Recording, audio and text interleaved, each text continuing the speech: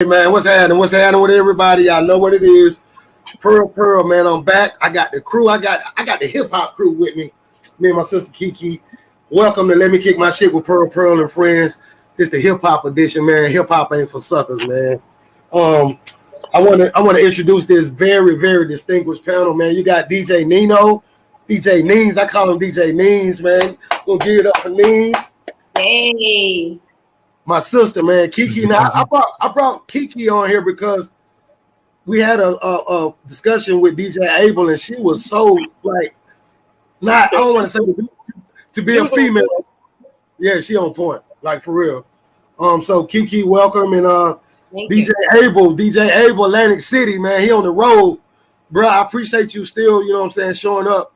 Just left for DJ convention, man. We working, man, and DjLeon is my big brother, man. Y'all know I talk about him all the time. Leon is my Africa Bambaataa. You know, if y'all know who that is, this is my guy. Yeah. I want to just get right to it. I don't want to waste no time. I've been waiting for this. I'm excited. I'm not gonna do a lot of talking today.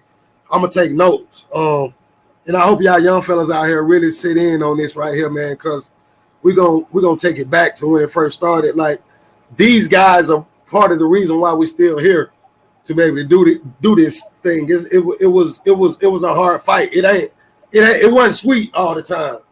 So I want to start with Abel. I want you to tell me what hip hop means to you and what it has meant to you, and then we'll just go around. All right. Well, for me, hip hop is life and culture. I don't know what life would be like without hip hop. I'm fortunate to be in that first generation of hip hop fans. First record I ever got was Sugar Hill Gang, Rapper's Delight. It was the first record I got to physically put my hands on and bring it to elementary school, because as a reward, we got record day. And the teacher would let us play whatever our favorite record was. And that record was like the biggest thing that happened in life for me. Right. So that's pretty cool. Life and culture for me. Right. No, that was my first record too. Keke, talk to me. Hey, I'm like DJ Abel, as I said before. It's a part of our culture. It's a movement. I mean, when you talk about hip hop, I get excited.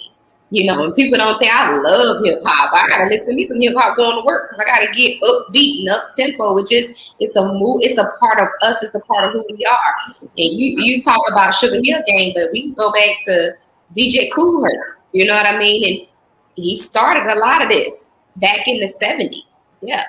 So we go all the way back to where it originated from. Hip hop made me excited, man. I'm happy to be here.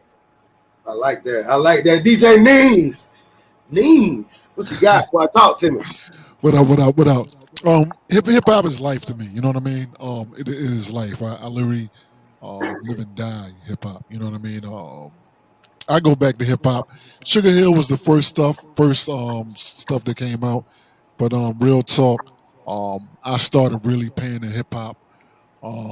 Maybe when like UTFO came out, when the DJ started getting busy on the wheels and all that. That's kind of when I started paying attention to it. You know, heavy. You know, because that kind of stuff kind of started me on this lane of being a DJ. So I gotta give it to UTFO, Grand Mix at DST. You know what I mean? Those people like that. Those got me into this lifestyle right here. Yeah, UTFO put on a great show, man. Those concerts were dope. Shout out to UTFO. Hey, so Lee, I've heard this a million times, man. I want you to share this with with everybody. But tell me what hip hop means to you, bro. What has it done for you? It's definitely culturistic, like what the brothers were just speaking on. You definitely got the elements of breakdancing, the DJ, graffiti, and the MC. My first exposure was actually Songs in the Key of Life by Stevie Wonder, which I think came out in 73, 74, around that time. To me, one of the greatest albums of all time. And it has little bits and pieces of the culture. And early James Brown, Pig Meat Markham, Here Comes the Judge came out in 1956. Sly and the Family Stone. I was on the streets when, hip hop was actually, taking place in New York City. I was living on the streets of New York.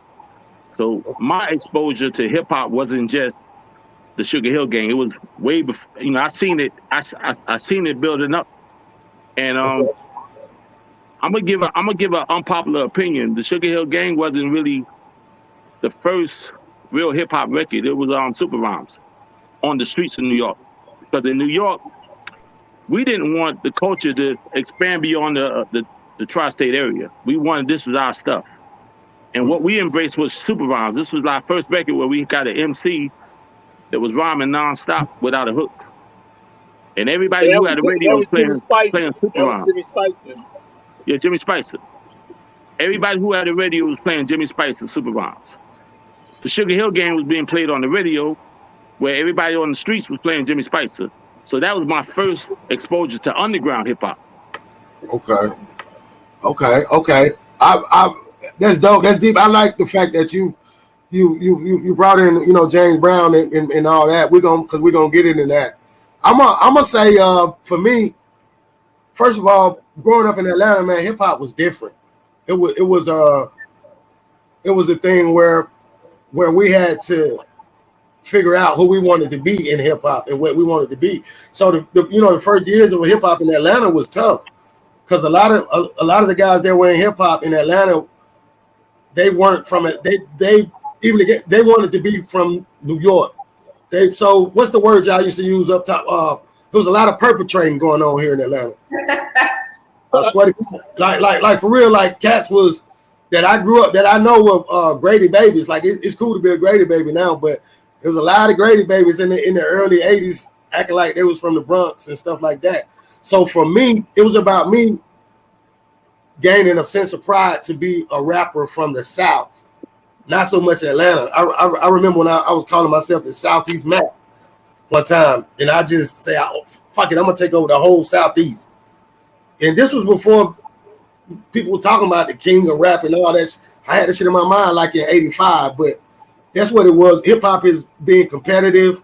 It's on the basketball court. It's just life. It's when we wake up in the morning and we hit the streets, we go to school or whatever. So that's what it is for me. It's a whole culture. But what I would like to do now is I want to talk, because Nino, you mentioned some UTFO. So that means we have errors in hip hop, right? Just like you do. Facts. It's definitely errors in hip hop. It's definitely errors in hip hop. Yeah. I was talking to some young fellas a couple of weeks ago, and we were talking to these young fellas. They're pretty deep. When I say young fellas, I'm talking about 35 years old now. Yes, sir. I tell you how old I am, but we were talking about the best errors. And I just want to ask all of y'all, do y'all think is it fair to even compare the errors? Like it's similar to the sports thing, but how y'all feel about that? Nino, how you feel about that? Well, I think you should compare the errors. There's nothing wrong with that. You know what I mean? Each era brung their particular lane. I think you should. You know what I mean? My favorite era is like 90s, early 2000s. That's my favorite era. You know what I mean? Name some of the songs from that era. Well, that's the Biggie, that's the Bad Boy, that's the Death Row, that's the Tupac, that's that era. You know what I'm saying? Mobb Deep, and and all that Outkast, all that stuff came out during that era. You know what I mean? Okay. So that era is crazy to me. You know what I mean? The people that are 10 years younger than me, they love the 2000s. You know what I mean? So if my era is the 90s, early 2000s. Okay. So that shocked me. That shocked me coming from you. That's dope. That is my lane. I love that lane. I can dance in that lane all day. You know what I mean? But now, I got, T Quest, she's a little younger than me. She's loving the 2000s. You know what I mean? Right. So now I have more respect for the 2000 era. You know what I mean? I liked it. I didn't love it, but now I'm learning to love that era because, I got to make sure she happy. That's kind of what this particular show is about. That's dope. Keke, what's the most influential era? You kind of deep, so I can ask you this. what's the best era for you? I see. I'm a little different. My perspective. I don't have a best era. I think hip hop took new directions. So it went from James Brown, what was it, Get on the Good Foot. That's what my daddy used to love that song. And then it went to Run DMC and Sugar Hill Gang. And then the new direction started to be LL when he got a little romantic with it, and Public Enemy where, they were a little bit more political. I think hip hop just starts to take new direction. Right. I don't never compare it because I love it all. I like that. I like it. You sound like somebody who just enjoy the culture. I do. Don't get too much. Yeah, that's dope. I like that. Leon, let me ask you something. What's the best era, bro? I don't really get caught up in the best. Cause hip hop, with a political perspective, we wasn't into that. What's best?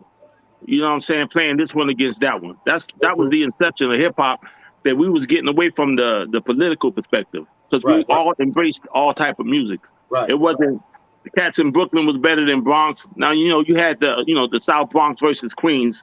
Of course, that was the era of dissing. But as a culture, we embraced everybody. So it wasn't like, the 90s are better than the 80s, because hip hop kind of was, the inception was the 80s. Without the 80s, you wouldn't have the 90s. So it's like comparing the son against the dad. You can't do that. Right. You feel me? Yeah, no, I do. So I'm not going to say what's best now. For me, what's more influential was the 80s, because, I seen it when it hit the streets. I was on the streets playing basketball when the first radio came down the street playing Super Rhymes. And I'm like, and I seen it take place. I used to hang it on the Deuce. Everybody know about the Deuce, Central Park, when hip hop was on the streets. We used to freestyle in the high schools in the 70s, beating on the tables before, it was even played on the radio. Yeah. That's my inception, into hip hop. But there wasn't like a comparison. There was a progression. I think is a better word. There was a progression of the involvement of hip hop. But you can't really compare the eras, because, the 80s was the roots. That was the beginning. Grandmaster Melly Mel. I mean, there's never been a better record than The Message has ever been made. And everything has stemmed from the message. As far as hip hop is concerned. I got one thing to interject on The Message. They don't give Eric Fletcher the credit he deserves, because he wrote the majority of The Message, and Mel's verse actually came from a verse that he wrote on Super Rhyming. No doubt. Respect that. Yeah, definitely. I totally agree with that. I didn't know that. Yeah, definitely. You're right. Matter of fact, you can hear that same verse on another record. Mel just delivered that bitch, though. Mel delivered that motherfucker. Oh, yeah, definitely. And like I said, the diss part of hip hop, it was true, because like I said, he kind of murdered Run DMC. But as far as the politics back then, it was like, nah, we're not gonna go against each other because everybody's against us. We're not gonna tear each other down because everybody's against us in our culture. So, even the diss thing was kind of like, nah, man, we're not really on that. So when I diss you, we shook hands afterwards. Like if we had a fist fight in the streets, we shook hands. This was the political perspective of hip hop. Like, nah, too many people coming against us. We don't have nothing. We poor. We living in a ghetto. So why I'm gonna take from you when you don't have nothing and I don't have nothing? That was the essence of hip hop. I want you to hold that. Hey, I need you to hold that, because we're gonna come back to that. But I have a question. Go ahead. So, DjLeon, I hear you saying, no, we were together. But at what point did we divide? Because we did. It was West Coast versus East Coast. And then, like Pearl said, the South was trying to fit in. And it was a rivalry at one point, just being with. So at what point did we come to that? That's a good question, man. The hip hop didn't do that. The media did that. Tupac in the West Coast would have never heard about Biggie and what he was saying if it wasn't for the media propagating that feud. Hip hop had nothing to do with that. But it was a part of hip hop. Well, you sure about that? I'm absolutely positive about that, because I'm saying they propagated that feud. They propagated the feud. The media. I'll say this. I'll say this. The media had a hand into it, but the media did not. The media did not create that. No, I didn't say created. I said they propagated it. They propagated that feud. Yeah, They had something to do with it. Okay, but I want to know. being somebody that was from that era, being somebody that was from, New York, New Jersey, and somebody that was DJing heavy and getting them records No doubt. sent to me by them labels. That's I what know I what was was going on. I mean, I know what they was putting out. That was my question. That's my next question. How much did DJs play a part in the East West? But hold, Sean, DJ Abel. I want to ask you, what's the when you rock a party? Yeah, we're gonna get to this, but I do want to hear what he had to say about the eras. Like what's the set? You can just go throw on. You can like play 5-6 records from that era, and it's gonna rock your party. Okay. Any Biggie records are always gonna rock. Snoop records are always gonna rock. But I want to actually touch back on this whole the battle thing and the competition. Let's get it. I'm trying to be diplomatic. If you want to be fair and honest, New York City has always had a competitiveness that started with each other. If you wasn't from the Bronx, you was bouncing body from Queens. If you wasn't from Queens, you was from Brooklyn. It was always one borough saying it was better than another.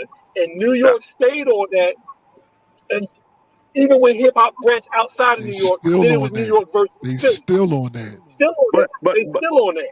But however, when we was competitive, it was a more clever competitiveness. Like if I diss you like the Busy Bee Mo D diss, they end up becoming, doing records together. It wasn't like I'm dissing you and I want to kill you.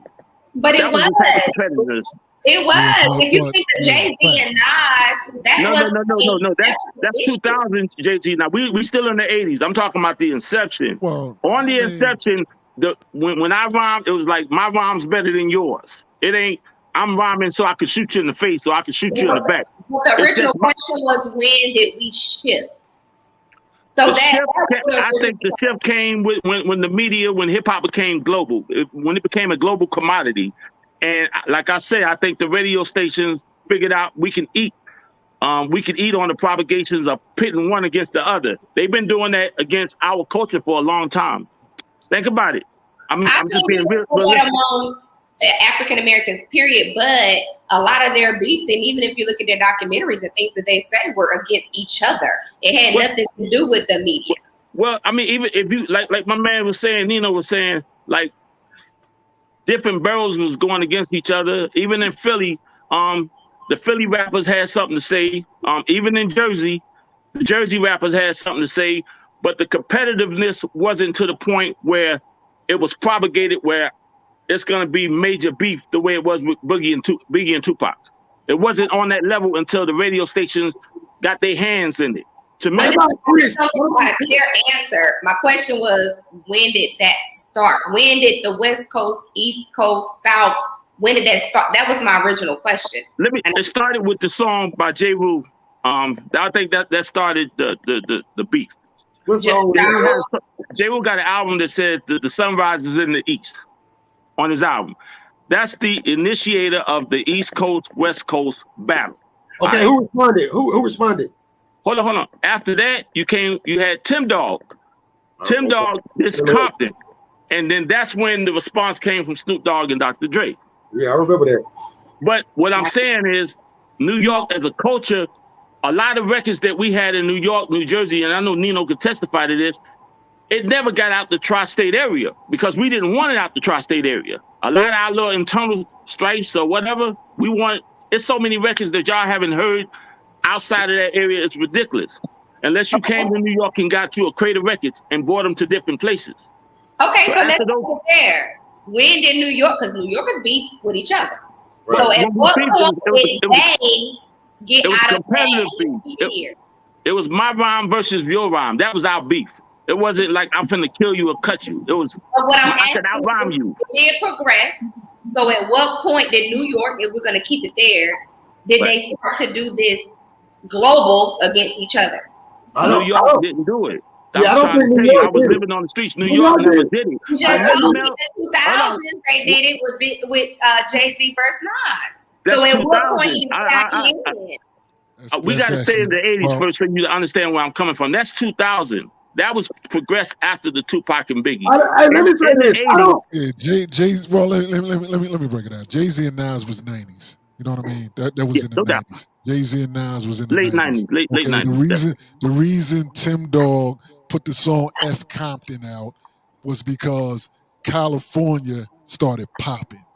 All right, California started popping like in the mid to late 80s. You know what I mean? NWA, Eazy-E, NWA, they started getting major play in New York. They started getting major play in New York. No doubt. All right, then Tim Dog came out with the song F Compton because he like, yo, we New York, you know, we the Mecca, you know what I mean? We don't care about them. You know what I mean? So he put his song out. Hey, let me ask you something. Do you think that was smart for Tim Dog to do? Of course. It was smart for him. Tim Dog was nobody at the time. Didn't nobody care about Tim Dog at the time. You know what I'm saying? But he put that song out and it put a lot of eyes on him. You know what I'm saying? So they like, oh, all right. Then the people in New York, New Jersey, Philly area started playing that. That was like a rallying cry for East Coast hip hop at the time. If we talk about hip hop and battle, let me just say, to me, one of the best battles in hip hop was in New York. From when I was growing up, what I know was to be a good battle, and I don't think they were going to kill each other. The Juice Crew and BDP was like, to me, that was the first time I was introduced to just KRS-One, period. That's when I was introduced to, you know, battle rapping. And to piggyback off what you said, Nino, and I totally agree. I totally agree to that point. But gangster rap was actually started by Just Ice and KRS-One. That was the original gangster rappers. We had every element of hip hop, and we didn't want it to get out. Schoolie D myself. Definitely Schoolie D. Definitely, Schoolie D and Just Ice, KRS. What's the other guy? Cool G Rap though, yo. Like Cool G Rap was. Cool G Rap's after. But I'm just speaking. I'm speaking to when I got in the game. We didn't like New York rap down here. I'm gonna just keep it gangster with you. But I did. And real talk. Up our way, we ain't rock with y'all down south. You know what I'm saying? It took. Well, we like Luke. Let's say that we like Luke. I didn't like Luke. See, I didn't like Luke. And we like Magic. We like Luke. I like Luke. I didn't like Luke. I mean, no disrespect to Luke. I love you, Luke. That's not what I'm saying. At the time, we rock Luke in the club because you know you can mix Luke with the freestyle and the disco easy. And Planet Rock, you know, so we rock. We definitely rock with Luke. Luke got love. You know what I'm saying? Let me just say this. It took a minute. And I can just speak from my point. Somebody that was kind of on the radio at that time. It took a while for the Outkast to kind of break through. You know what I'm saying? Even though Outkast is major. It kind of took a minute. I think I was one of the few who liked Outkast. Yeah, see, Abel's different. Abel like that eclectic. Yeah, man. Me, I'm like, nah. Why? It took me a minute to warm up to Outkast. I tell you, like, I have family in Georgia, so when I went to go visit, I would hear what was hot down there. As a matter of fact, one of the first DJs down there that I used to hear like Southern hip hop from, DJ Nav and this dude DJ Jelly. No question. Yeah. Shout out to Nav. Shout out. Yes, sir. So I used to hear a lot of that Southern hip hop way before it got up north. And when I would play it, they would give me I'm like, I'm telling y'all, this is coming. I laughed at first too, but then I started hearing it and liking the melodies and the cadence and the style. I'm like, yo, this is coming. This is gonna. I like this. And next thing you know, that's when Andre made his statement. The South got something to say, and it was done. That part. Let me speak on a Southern rapper that I heard before, Outkast. Like I grew up listening to HBI. I know y'all remember WHBI. When they used to have the live on-air battles, the Awesome Two, you know, world famous Supreme Team. And to speak to that young lady point, all this is happening in the 80s when they battling live on the radio. No editing, no nothing. I used to go back and forth from the north to the south, from New York down here to Atlanta. And I met this Atlanta rapper way before Outkast who actually had a style that personified the South. His name is Icy Pearl. I also met Kilo and I met Raheem. I also knew Nabs. So that was my first, you know, my first vision of a Southern rapper. It was Icy Pearl. I mean, he was straight Atlanta. He was anti-New York. He had a Southern style.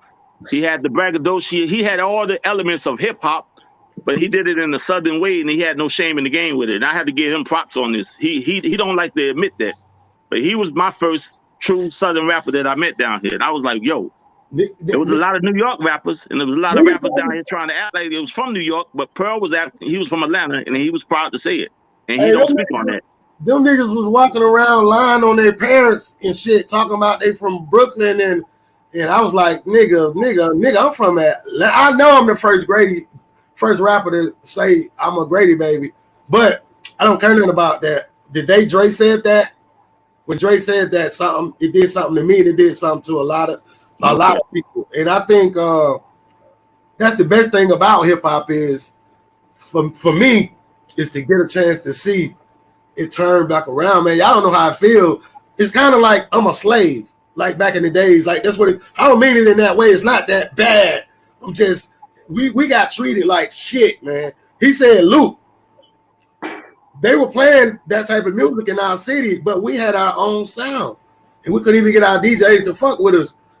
And it took people from New York to say, nah, y'all got niggas like right here, for them to even give us a shot. But man, I tell you what though, I'm so proud of the city though, man.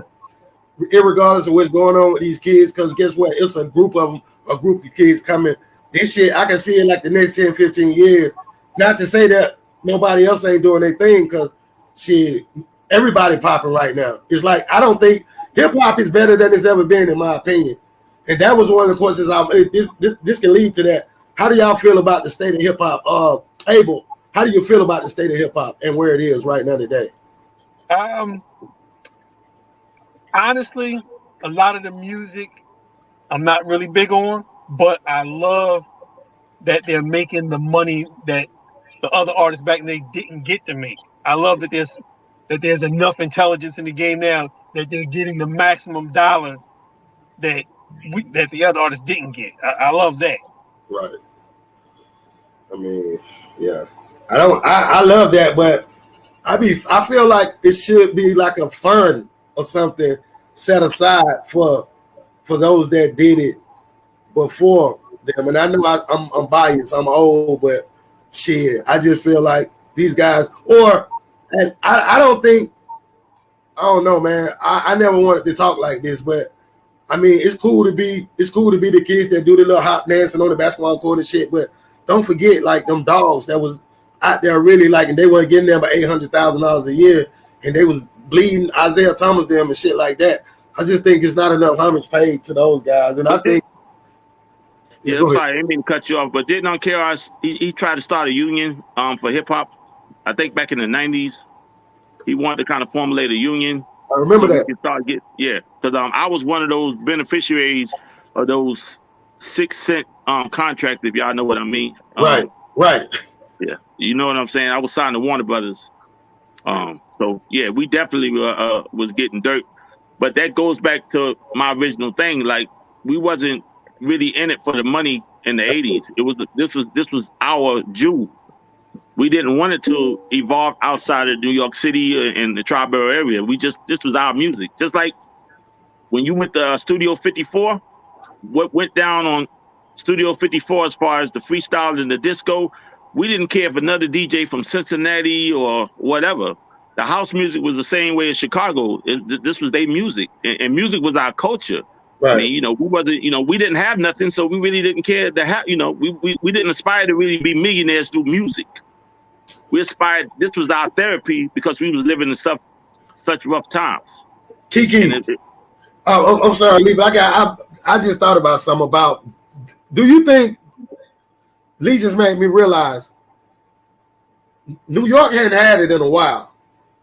Do you think some of these rappers are bitter about it?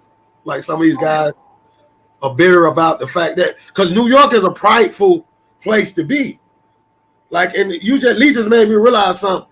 Hip hop was their music, just like in DC. What's the name of that shit in DC? What they do? Go. So I can't imagine DC. Like, what if the world would have took on Go-Go? You understand what I'm saying? I wonder, like, our New York guys. I'm not gonna ask neither one of you guys up north guys because y'all play music from everywhere. But I throw this out to anybody out there. Are people bitter about this? Like, I mean, you know, the people up in New York, are they bitter? Absolutely. I think it's all absolutely. And what I love about the South is we kicked in the door. You don't have to accept us. We coming. And I love that about us. I love that we did that, right? Everywhere you go, I went to Vegas and they were playing like the hyphy music. And I'm like, hey, can I hear such and such? And he was like, nah. Everywhere you go, they got their own vibe, right? Every DJ got their own set, what they're going to play because they know they're proud, right, where they are. But I do think that New York got a little, because the South took it for a minute. We took it back. We took it. We had some. The South put them in a headlock, to be honest. They put them in a headlock because now there are so many rappers in New Jersey that are rapping like they're from down south. I don't have a problem with it either. The production is influenced by the Southern sound that's been popular for like the last 15 years. So of course they're trying to emulate. And they think about it, the kids who grew up during the era when the South was hot, that means they're going to be influenced by that sound. So they're going to sound similar to what they were listening to when they were the youngsters. So I get it. I mean, it's crazy. I don't know. I mean, Nees, what you think? Do you think because here's what I know. Diddy, guys like that, you know, the big hitter, the big heavy hitters, they stay down here, man. They stay down here. They got down, but I do hear it sometimes, like from the older rappers, like you still hear the jokes. They ain't as bad as they was when I was coming up. They used to give me hell, man, and I fought like fuck. I swear to God, I fought like fuck. I don't care nothing about the credit and that. I'm just proud to know that we got it. But I tell y'all the truth. Like, I mean this shit from the bottom of my heart. My big brother know. I fought like hell. Like before Dre said it. Before Dre said that, I was already 10 years in that fight. Before Dre said that, you got to understand there was a certain amount of arrogance to being an MC from New York. I mean, that's what made you an MC from New York. You had to be arrogant. I mean, but at the same time, we embrace good music. You know, we embrace funk. We embrace soul music. Who's my favorite rapper? The last poets. Who's my favorite rapper? Who's my favorite rapper? Who's my Run DMC. Fucking no, but particularly who though? Run. I wanted to be Run. Definitely. I wanted that mother. Run was our debate, Pearl. That was our debate. It was like Run DMC versus Kumo D. I think we used to debate all the time. Out of here. Fuck Run. I was that shit. When we went to see, my big brother took me to see fucking LL Cool J, fucking Fat Boys, UTFO. Yeah, that concert was crazy. Yeah. Oh my God. That sounded like the Fresh Fest. Was that the Fresh Fest? No, that was before the Fresh Fest, man. It was in the Omni. It was a show. It had check this out. It was the late 80s. It had KRS. It had Houdini. It had LL. It had Mo D. Man, it had everybody for $10. That's when Mo D came up out the stage in the rocket ship with the glasses on, man. Yo, it was crazy. I'm telling you, it was crazy. I never seen no shit like that. Yo, KRS did the Jimmy, because he had Cool DJ Red Alert on stage with him. The J, the I, the M. It's like 88, 89. That's to me, 88. Yeah, that's like 88. So that was, to me, was important part of important culture segment. 88, 89, 90, 91, 92. Because you seen the bridge, you seen the things happening, and then the West Coast came. Hey, it means imagine I was in high school, 10th, 11th grade, talking about the bridge is over, because I was an MC now, and I want like when KRS once, it was one line KRS said, I fell off Run. That nigga said, you know what you need to learn. No, not that one. What did he say? What did he say about my name is KRS One? I'm still kind of young. I don't wear Adidas because my name ain't Run. I mean, this was part. This everybody was dissing. I mean, if you listen to just about every record that came out from the Fearless Four, there was little disses in the record. You know, that's part of the culture. You had to be arrogant, man. We was dissing. I swear to God, we would. You couldn't even come around us. You had to have balls. You had to. But yo, I want to ask y'all, like in the '80s, what was it like in Atlantic City? Because Lee was down here with me. What was it like up in Atlantic City as far as the hip hop movement? And give me some of your artists, some of your big artists. Well, I can tell you back in the '80s, the early '80s, especially, one of the last spots that was like a phenomenal spot was Club Harlem.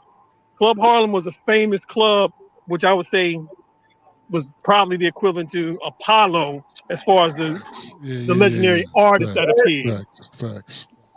So during the last years of that club, it was during the hip hop generation, and we got to see the people that are legends now.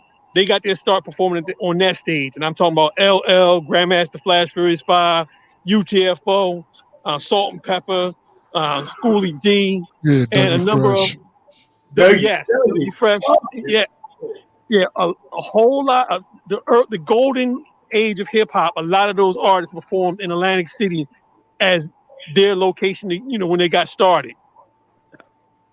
That's it. So Atlantic City got a nice history of early hip hop artists coming to our town. As a matter of fact, Gangstar and Nice and Smooth shot the video for one of their best songs, Dwick, in Atlantic City. Oh, I didn't know that. Shout out to Gangstar. I was Definitely. All right, guys, I want to do this. I said I wasn't gonna do this, but I do want to do this. We did it on the last little thing we did with Abel and Keke. We did it. We were having fun. People don't like to do this, but I want y'all to do this for me, man. I stayed up. I couldn't sleep, man, thinking about this. Hey, I appreciate y'all coming to do this. Nino, man, thank you, man. Abel, man, I appreciate the fun in my brother Lee, man. This is big. This is three great minds on this hip hop shit, and Keke, my little sister, is fucking right here with us, and it's big for me. I love this shit, but I want y'all to get your pen and pad out if you got it, because I'm gonna throw that big bro first. Let's do order too. Top 5 lyricists. Let's do Dead Alive or just your favorites? Yeah, my favorite 5 all time. Let's do it in order, 1 through 5. Big brother. I'm gonna say Biggie, my number 1. This is lyricist, right? I'm gonna say Nas. I'm gonna say Nas number 2. I'm gonna say Whoa. Let's go artist, because if it's your favorite artist, it could be. Okay. I don't want. Yeah, let's do artists. Okay, if we do artists, then I'm gonna change that up. Then artists, I'm gonna go with Biggie. I'm gonna go with Jadakiss. I'm gonna go with Nas. I'm gonna go with the R, Rakim, and I'm gonna go with KRS-One. That's not bad. That's tough. That is tough. Nino. All right. For me, it's Jay-Z. Then a huge gap to the next person. You know what I'm saying? Then a huge gap to the next person. And real talk, I think I may make that Rakim today, because he kind of changed hip hop. He kind of changed the sound in the direction of hip hop. So I got to keep him high. I got Busta Rhyme up there, because he's been doing this a long time. His catalog is crazy. Respect. Then I start to think. Then I'm in that segment where it depends on how I feel. Like, you know what I mean? Missy. Let me put Missy up there. You know what I mean? Because her catalog is crazy. Artist, you know what I'm saying? Yeah, I'm gonna throw Missy up there because her catalog is crazy. And to finish this out, let's put let's throw KRS-One up there just because. Yeah, not bad. That's a good list. That's a strong list. Because. Strong. That's strong. Let me hear your strong. Let me hear your strong 5. All right. This is my favorite, all 5 today, because this shit can change tomorrow. That part. All right. Okay. I'm gonna go with Rakim because he literally there was nobody like him before him, and everybody changed after him. Big facts, man. Big facts. So I'm going with that. This is gonna be tough. Number 2, probably gonna go with Big Daddy Kane because he was always that dude that just had everything. He was Jay-Z before Jay-Z.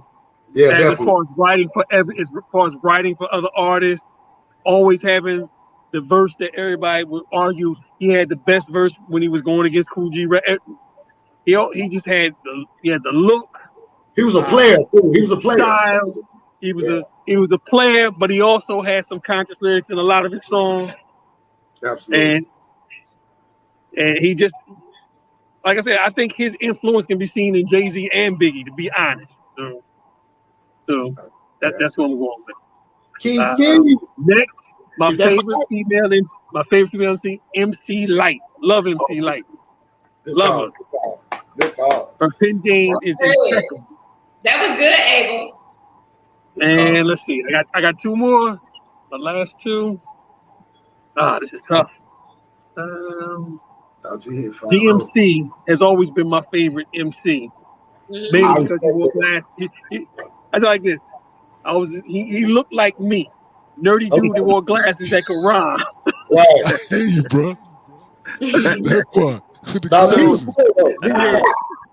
He made glasses cool for me.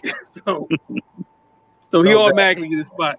And my last MC is probably gonna be this is tough. I'm probably gonna go with Nas. You can't lose with Nas, man. You know. No question. Can't lose with Nas. I don't like that. No, let me stop. Yeah. Yo, I got a prop, bro. I got a prop. You got a prop. What's that? Okay. Okay. Yeah. That's all right. That album was tough. That album was no tough. skip. That album was tough. No skip. As let's put it like this: as a DJ, real talk. There's only 3 Nas songs you can play. And that's unfortunate. Real talk. There's really only 3. There's really only 3 Nas songs you play. No question. Because he don't have them. He don't have. What is it though? What name the 3? I don't give you. One is the you can play Uchi Wally.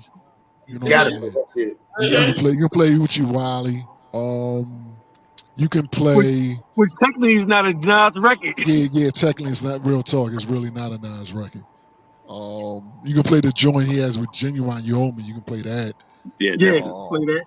I get away with playing Nas's Light. I get away with that. Nas is you can't. You're not playing that down here. You know what I'm saying? Up there, I could probably get away with that piece. You know what I'm saying? But real talk, that may be it. That may be it. Nas records you can kind of play. Keke, what you got? Listen, I am a diehard Biggie fan. I still listen to 10 Crack Commandments going to work. That's one of my favorite songs in life. I live by those commandments, and I'm not talking about in the streets. I live by them, period. Okay? No! And I love Jigga. I am a Jadakiss fan, diehard. Okay? I'm also a Remy fan. I love Remy Ma. Ain't no lyric for a woman. The way she put it together, I love her. Salute her and Lil' Kim. I grew up with her, so I love Kim. And I'm gonna say this for North Carolina, the baby. I love the baby. I can ride to the baby. You can put it on the club. You can go to the street. The baby is it, and he lived it. Hometown though, I fuck with that. You supposed we gonna do that for Charlotte. I'm in North Carolina. We're gonna represent North Carolina today.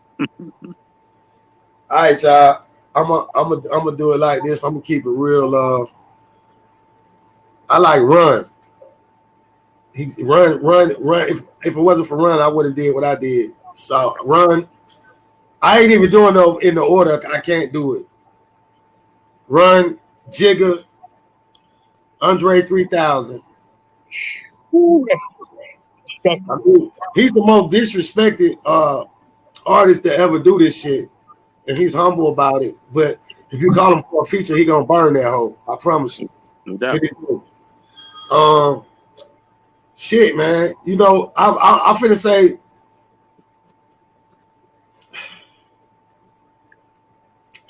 KRS One,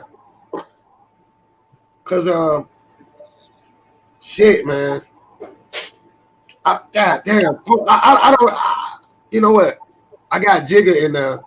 I want to take KRS One out. I want to put Pac in there. Cause what Pac did, Pac had the streets like fucked up. Pac, hey man, I was out there in those streets, man. When Pac was, when Pac was. And then while I'm on Pac, you know what my last one is? Is that 4? Yeah, that's 4. Pac, Snoop Dogg don't get enough motherfucking love. Yo, the summer of 19, whatever summer when he dropped that gin and juice shit, man, we was getting that money, man, to that shit. And I remember we was riding my partner Regal, man, and it was 3 of us. It was my partner, he was driving, and it was a nigga on each one. That's how we used to do in the city. We clean, we ride, everybody leaving. When the part come on, everybody got their cup and they ain't chipped in. But don't be that nigga that ain't chipped in, man. Yeah, that money. It was just something about that pride, and we were getting that money. But yeah, Snoop Dogg, he don't get it. Snoop put his shit together nice. He don't get enough credit. So I'm gonna go with the West. So I said who I said Jigga, Andre 3000, Snoop Dogg, Tupac, and who was my other one? Fuck. Oh no. KRS One, KRS. Yeah, yeah. That's it. That's the fifth one. Well, let me ask you this: since you were talking about artists that are underestimated, you know, we'll call them that. For me, that artist is Papoose. I think he's a monster. Oh my God. He is a monster. Yeah, okay, I put him in any cipher and bet all my money on him. So who do you all think is underestimated that didn't get the respect that they deserve in the game? Good question. I said it. I still, even though everybody always talk about him, but we get lost. Dre 3000, man. I'll say that forever. Okay. The South got something to say. I'm gonna say Master Ace and Big L. That's right. Master Ace. Master Ace is solid. He's still solid. Definitely. And I think Big L, as far as lyricists, I don't think nobody had punchlines like Big L ever in the history of hip hop. See, I got that list coming. We're gonna talk about the day, but yes, definitely Big L. DjLeon? I'm real talking. I'm thinking because I'm trying to get this real thought. I'm going to say somebody that actually did do some stuff, but I think they're underrated as well. I'm saying Luda. You know what I'm saying? Luda be busting shit for real. Yeah, Luda don't ever get put on somebody's. Luda's literally never on the list. You know what I mean? When they talk and about he people held his pin up against some of the best, because one of my favorite Luda songs is the one he did with Jay-Z and Nas. Yeah. And I think his verses was just as tight. Yeah. And it seemed like he'd be working for because niggas be sleeping on him. You're right. That's a good call. Yeah. I rock with Luda, so I think he's a little slept on. My brother probably gonna kill me. He think I'm taking over, but do y'all like me? I miss a good cipher, like when you could just get out there and go.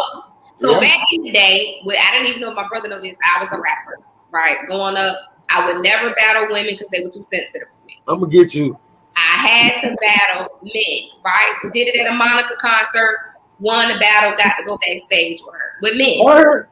Don't y'all just miss a good cipher where they can just get in there and go without the pen and the pad and just go?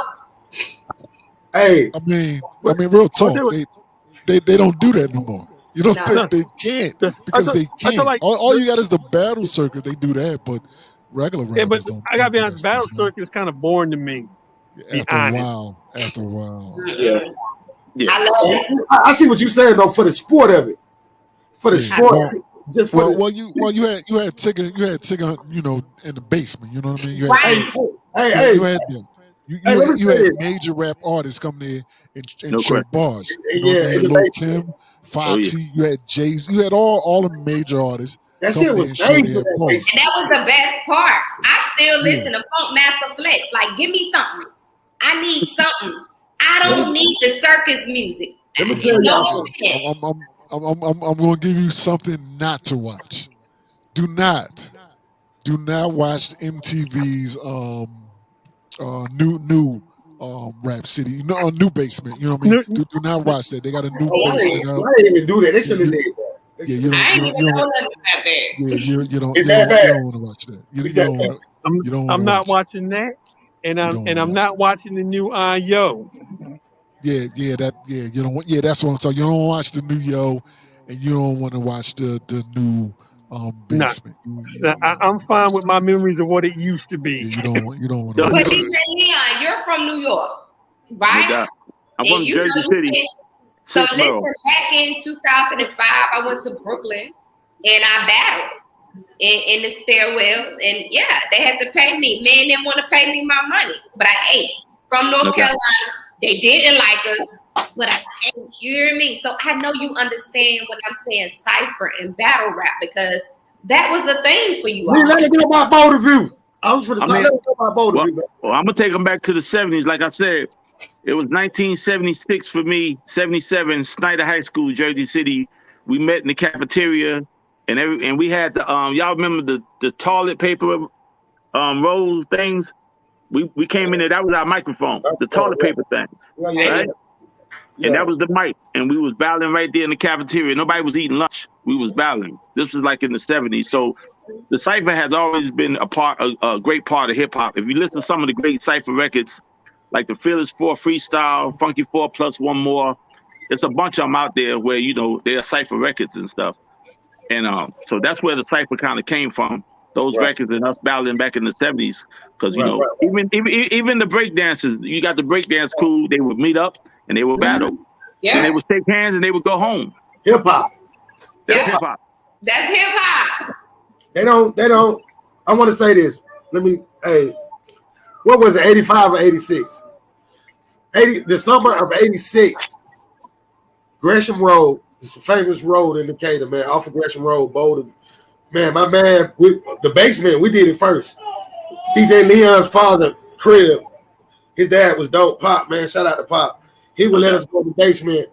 Lee had the whole DJ set up, and we would go in that motherfucker. And you could not come down them stairs if you didn't have it. You had to have that shit. And let me just say this too before we go, because we'll be leaving here soon. I want to say the best rapper that I've ever seen in my life is my big brother right here, up here. Hands down, Modi, fucking KRS-One, all them greats. Put him in a room with him. Lee gonna come out that bitch. I swear to God. He humble, but he taught me how to, first of all, he taught me how to construct a song. He taught me how to, everything in hip. He taught me how to mix mixing two turntables with two tape decks. Like catching, so I learned how to catch beats. So I could catch any fucking song that anybody put out. I could catch it, make my own instrumental, and I would rap to that shit. But this is the person that's why I wanted to do this for him. We're gonna do this shit once a month. But the boss, this guy right here, and he did have a contract, Warner Brothers. I think the contract it was a record he made, one of the dopest shits. However, this guy was fucking crazy, and they wasn't gonna let that shit fly. Some of the stuff he was saying, it was amazing. And Lee, I gotta see if I can find that shit, but it was public.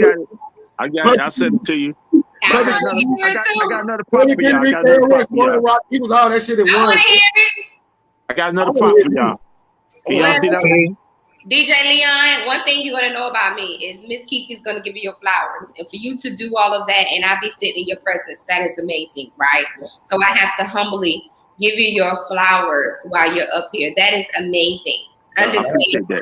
And I would like to thank you and the panel for all of us coming together. I think something like this is positive, and for y'all good brothers to come together and good sister, I applaud y'all and I salute y'all for coming together for this great event. I really Absolutely. do. I want to do this. DJ Nino, let's plug your stuff, man. And brother, you man, both of y'all, man, y'all big time, man. Man, this shit mean the most to me, man. And I know I aggravate the shit out of you, Orleans, but I said you was gonna be my big brother and my cousin, depending on what day it is. When I can't get a hold of big brother, I'm gonna be bugging you, son. Listen, I just feed for the game, man. I feed for music. I love it. If it wasn't for the culture, I wouldn't be here. My big brother saved my life. I say it all the time. But Nils, where you at? What you doing? Where you at? Yeah. You can let me give you my social media. You can find me at DjLeon Nino, and you can find me and my lovely Mrs. T Quest on the T Quest show. On Facebook, on YouTube. Check us out on youtube.com/TQuestJLM. We got quite a few shows on there for y'all to check out. Absolutely. Right? And she's amazing. Yes. Yeah, at TQuestJLM. Look the boss lady. Shout out to my sister. Shout out Yeah. T Quest, man. For real, man. They're doing some good stuff over there. My big brother, Leon, the one turned me on to amazing thing, man. Hey, Bo, where you at, baby? Yes, sir. I'm right here. Well, you can find me on Facebook. Real name Sean Wright, aka DJ Abel. On Instagram, it's on Liquid Flow Inc. And if you tune into the radio online, or if you're ever up this way, WLFR 91.7 FM. Matter of fact, Nino is alumni of WLFR. Facts. And as a matter of fact, when I was at the DJ convention, a lot of people was looking for you, man. They was expecting to see you. I know. I got some people that hit me up. You know what I mean? I got some people that hit me up. Like, you gonna be here? I'm like, not this year. You know what I mean? But, Yo, tag me. I want to know the station. I want my people to be able to get to it. So tag me. I'll come find it though. Straight up. We got to do this again, guys. Because we got a lot more to talk about. I got some more lists. Ms.Keke, got something to say. Let everybody know. Hey, I'm mad at you. You ain't tell me. We got to talk. I'm going to call you soon. But DJ Abel, I want to give you your flowers too. Like, your energy is amazing. We talked 2 times, and your energy, your vibe is just like, I love it. Keep that energy, keep that glow. I don't care what you got going on. Keep that in you. So I am Ms.Keke. The brand is Ms.Keke Got Something to Say. So when people approach me, you got to say Ms.Keke, we talking business. You can find me on social media, Chiquita, just like the banana, young. And I have a page, Ms.Keke Got Something to Say. I am a professional life coach. I'm certified. I am a veteran. I'm a United States Air Force veteran. I served 11 years. Salute you. Thank you. You can find me on Instagram, Ms.Keke, just like it is on the screen, young, YOUNG, one word. Thank you, guys. And you can find her 2 days a week on Let Me Kick My Shit with Pearl and Friends show. Okay. And thank you for your service, Ms.Keke. Thank you for your service. I'm a retired Air Force as well. So I knew it was something. That's what I'm talking about. I got another prop real quick. Only built for Cuban links, y'all. Only built for Cuban links. Yo, check me out on Facebook, www, DjLeon, Spencer Graham. And yo, if y'all get a chance, check out the Rock the Bell show on Sirius XM, man. They playing some authentic hip hop. Sirius XM channel 43 on Rock the Bells Radio. Check it out every day. All right, there it is. That's what it is. Hey, I'm gonna invite y'all again, man. Next month, I'm gonna bring some artists on. I want to bring a couple of rappers on, and see if we can get their perspective. I want to talk about the next time we get on here the relationship between the rapper and the DJ. That's an interesting topic to talk about. But once again, man, amazing show. Keep it keep it right at an hour.